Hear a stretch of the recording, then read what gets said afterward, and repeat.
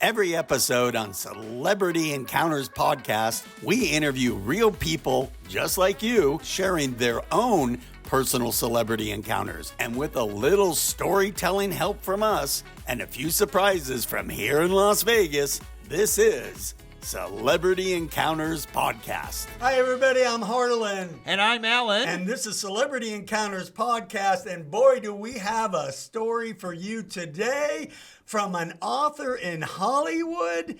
Dianne. Really? Yes. Oh, my goodness. I'm starstruck. You should be starstruck. Dianne, look at this is an author. Doesn't she look like an author? She does. You really do. We're very excited to have you here, Dianne. Thank you for being here. Tell us, drop a name on us. Well, we're going to start with America's sweetheart, Tom Hanks. Whoa, Tom Hanks! Love Tom Hanks. Do you have a favorite Tom Hanks movie or show? Oh, I like him in Big. Okay. Yeah, you know, when he's playing the piano. Yeah, stamping his feet on the piano. Okay. I've been to FAO Schwartz, and they had the piano out there, and I said, oh, it's just like Tom Hanks. So for me, and you know, I'm terrible with names of shows. Bosom Buddies, was that yes, him? Yeah. Where he was Bette Midler, and yeah, I loved him in that show. Hilarious. But enough about our hilarity. Dianne, share with us, what celebrity encounter did you have with Tom Hanks? Well, I worked on the movie Bachelor Party. What? I did. I was assistant to the director, writer, producers, Neil Israel and Pat Proft of Police Academy fame, Real Genius, Naked Gun, all of those movies. Great guys to work with. It was just pure mayhem and fun working with them. Okay, hold on a second. So let's back up a step. So tell us, what is this movie? Give us a little bit of detail on what this movie's all about. Because I know what it is. It's one of my favorite. Because I work with Tawny Kitaen. And she was... Oh, no! Yes. And so I have stories to swap with you on this. But tell our audiences, what was that movie about? Bachelor Party was based on Bob Israel and Ron Moeller's actual Bachelor Party. No way. Looked nothing really like the movie, but it was a great idea for the movie. And so Bob talked his brother Neil Israel into directing, producing, writing it. And I read the script and I thought, this is never going to be able to put on the screen. I mean, there's a scene with a donkey snorting cocaine in this movie, but they pulled it off and still got a PG plus rating. They were fine. It was hysterical. I read the script and I would just laugh out loud. It was so funny. And it originally starred Paul Reisner and Kelly McGillis. Wow. Instead of Tom? Instead of Tom and Tawny Kitaen. Wow. Right? I mean, and so when I came on board, Tom Hanks had just come on board with Tawny Kitaen. They did a casting change. And so Tom and I started on the first day. And I knew him from not only Bosom Buddies. I mean, he was so cute in that. But I also knew him from that cult slasher film, He Knows You're Alone. Wait.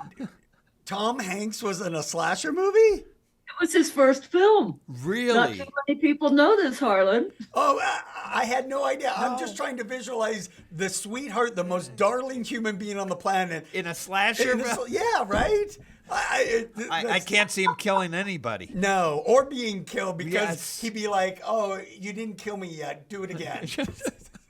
Well, Harlan, you are so on the money here, because what happened is that the director in He Knows You're Alone liked Tom Hanks so much that he couldn't kill him off. He decided to keep him in the film. You're absolutely right. Nobody could kill him off because he was so likable. He has to be one of the most likable. Him and Oprah, Yes. Are like the two vice president and president. Those two, the country would be in great hands. Can you imagine? That is a winning ticket. That would win. Against everybody. Yes. Yep. Tom Hanks. Yeah. Yeah, for sure. And Oprah. Wow. And don't go into the Chicago stories about Oprah, because I know that's where you're heading. All right, back to you, Dianne. Okay, so it's the first day on the set. day on the set, and I look at Tom, and this is the last line from the movie, He Knows You're Alone. And I say, "What are you doing here, Phil?"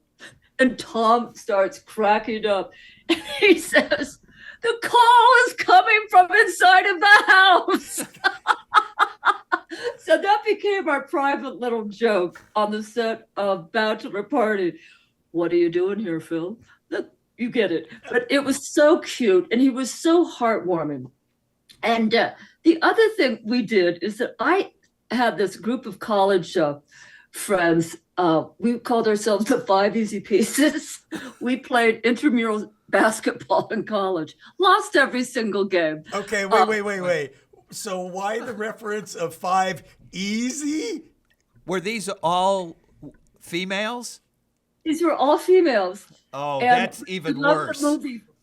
5 easy pieces. I don't think it's well, this was back in the day. So maybe today, I don't think so much. But back then, of course, my brain is racing right now. Oh, yeah. I'm trying to stay PG. Yeah.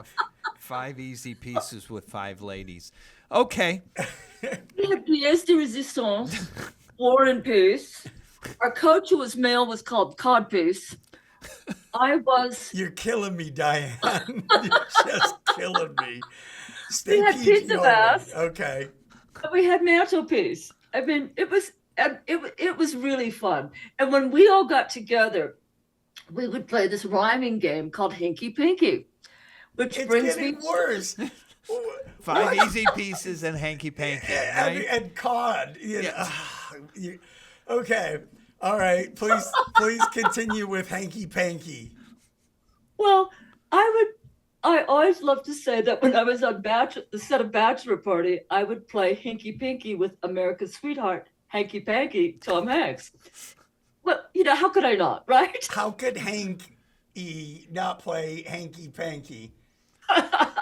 With 5 Or easy hinky pieces. Right. Okay. Oh, jeez. This is devolving. Yeah, I have no idea where this is going. I'm terrified. But I trust Dianne to keep this PG, so. I will. It PG does. pretty We did good, Bachelor Party PG. Okay. So Tom and I would play Hinky Pinky between shots on the set, and it would just keep things going. And it was, working with someone like that on set, there's hard days on set. You guys know that when, morale is down, it's not going where you want it to that day, but it picks up and everybody boosts the mood. But Tom was always there to boost the mood. And the last thing I wanted to say about him is that I'm wearing this Timex watch, and Tom gave me this over 40 years ago. And this sucker is still running. See, it's Timex. It takes a licking and keeps on ticking. That's right. And what a generous gift of giant celebrity gives you a $30 watch. But 40 years later, it's still working. Still working. All right. I take that back, Tom. You're a very generous person for getting her a Timex. And it's timeless. Do you realize that Tom Hanks was the first major star to voice an animated movie? No. In 1995, Toy Story, he was the first major celebrity to voice an animated film. Why? Because it was below celebrities at that point? Probably. Probably, but he was the one that started it, and then everybody said, well, I want to be in this now after that, and you got more and more celebrities after that. Well, I'm curious if that was an agent thing or if it was a manager thing. Or be interesting to dig into it and find out, but I know that's little factoid is no, it's a good one because it's interesting to think about, because I know we've talked about this before. There was periods of time in Hollywood where they went through these different phases where movie stars would never do TV. Correct. TV all wanted to get into movies, but they wouldn't have them, that kind of thing. So going from movie star to, animation, I guess a manager agent would have something like that. But And look at that. They made like 60 of those things now. They've made a lot. They've made a lot. And he's done, he's been Woody on there. Okay. So since you had to bring up Woody. After 5 Easy Pieces and Hanky Panky. Hanky Panky. I want to go back to Hanky Panky for a second. What is the game Hanky Panky? Because I don't know. Oh, Harlan, it's actually called Hinky Pinky. Oh. And it's a rhyming game. And you have to, if it's a hink pink, you have single rhymes. So, for example, and excuse me for this one, but I'm Irish, I can take it. You might say a hink pink means each part of the rhyming couple is one syllable. So a hink pink, you might say a dumb Irishman. The answer would be a thick Bick. Oh, so it's sentences, not just single words. Right. Okay. It's rhyming pairs.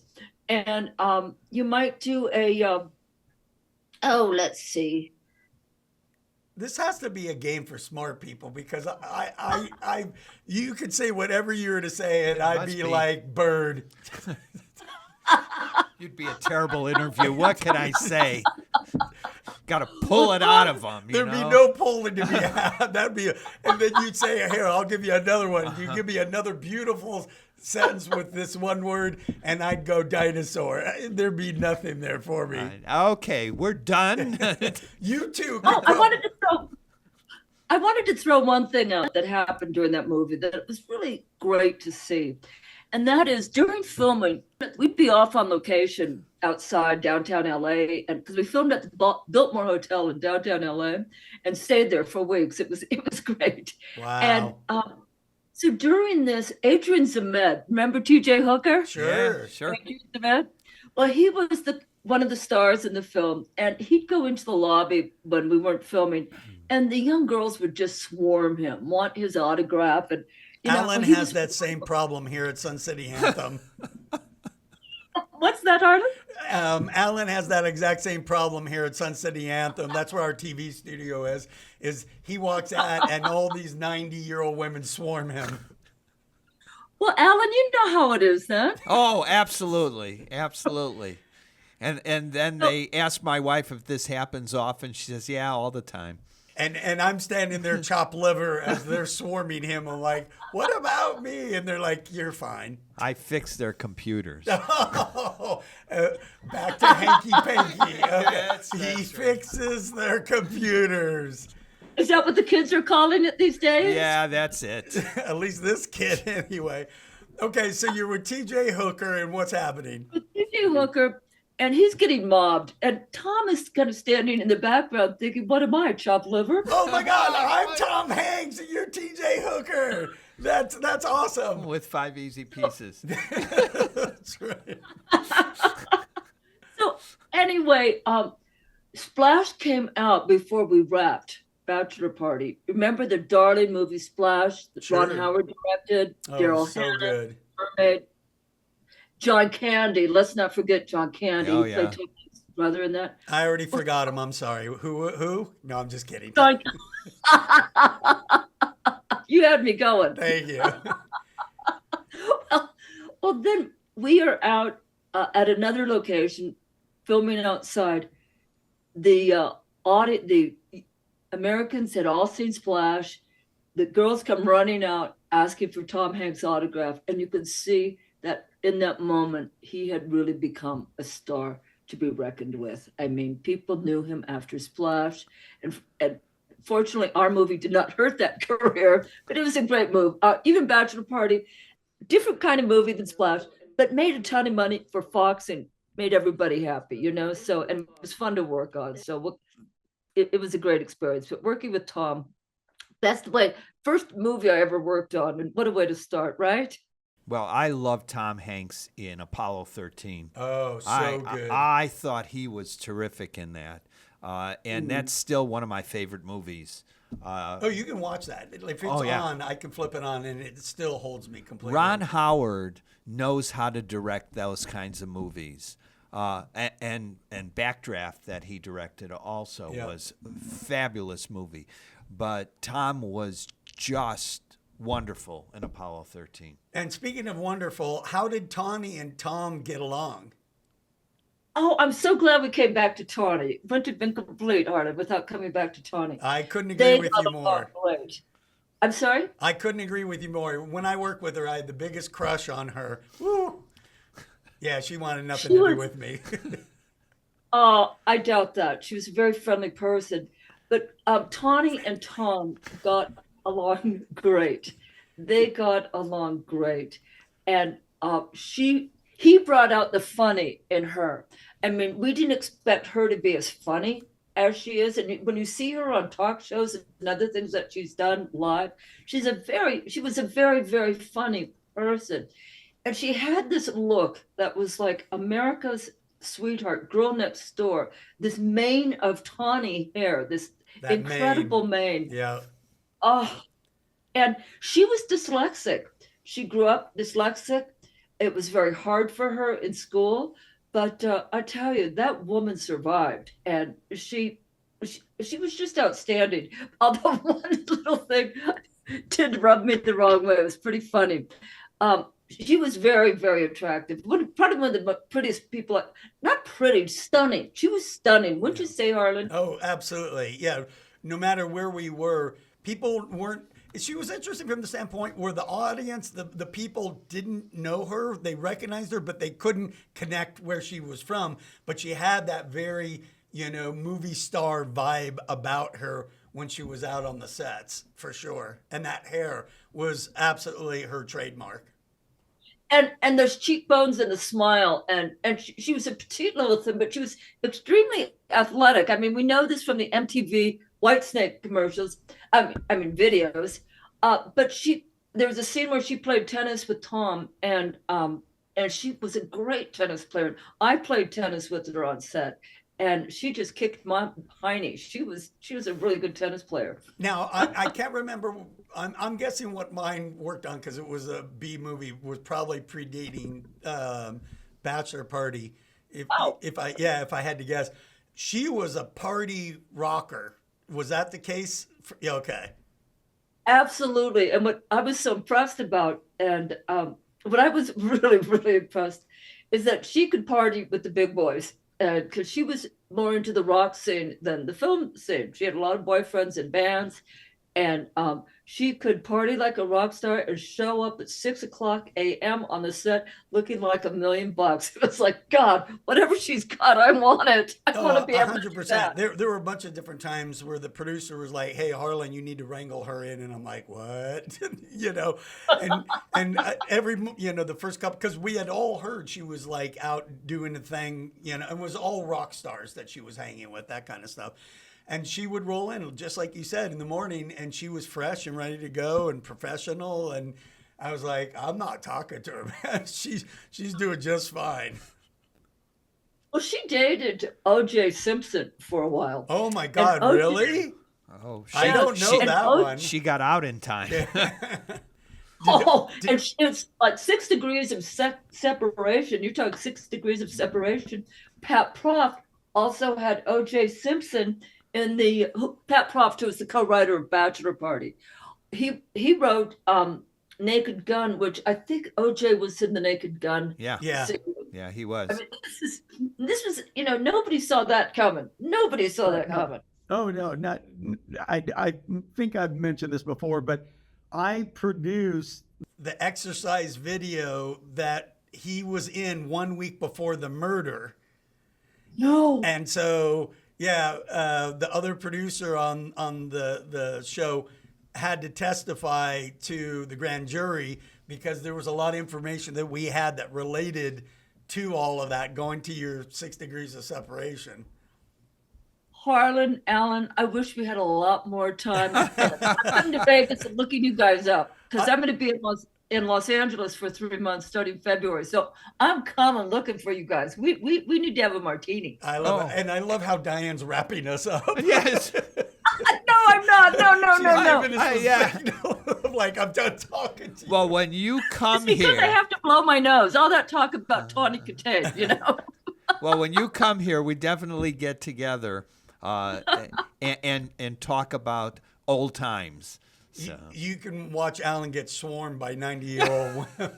They're not 90, they're 70. Oh, 70. Okay. All right. I was all right. I'm mistaken. And Dianne, I understand you have a new book coming out. Well, funny you should ask. Oh. Can we get a close up? A little higher to the camera. There you go. Right there. Perfect. This is Every Restaurant Tells a Story. Whoops, wait a minute. Okay. And what does that restaurant have to, what's the book about?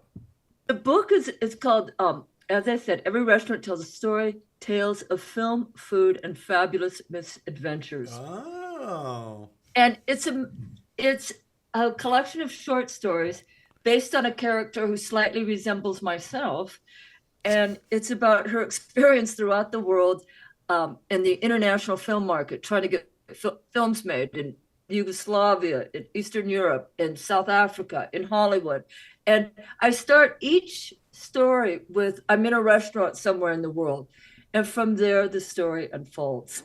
And it was published December 15th by Lost Telegram Press, a Canadian publisher. And it's been a ball. I mean, I'm so thrilled with it. And I'm going to be doing a run in Los Angeles with book promotions and so forth. And doing a book read in my local hometown this Friday. So it's all going really well. What's your website if people want to find your book? It is, they should go to my publisher, www.losttelegram.press.ca or dianneangel.com. That's DIANNE, angel, ANGEL.com. Fabulous. Thank you. Oh, yeah, Thank of course. You're welcome. So clearly where we do our podcasting, you do a book. She's the smart one. We're the ding dongs. Yeah. I love it. But we're going for the Golden Globe, and she's going to put us over the top. That's right. We're coming from you, Golden Globes. Hear me now. That's right. 2 grand influencers are going after it. Yeah, they don't know how good they've had it until they nominate us. That's right? it. We're knocking Amy Poehler off.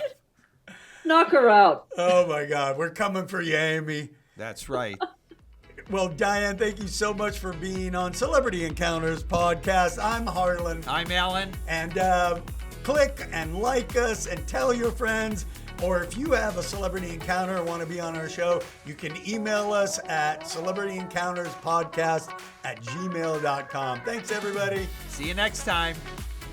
Thanks for tuning in today. And if you enjoyed our show, please subscribe, rate, and review our podcast on all your favorite platforms. We'll see you next week with the next episode of Celebrity Encounter Podcast.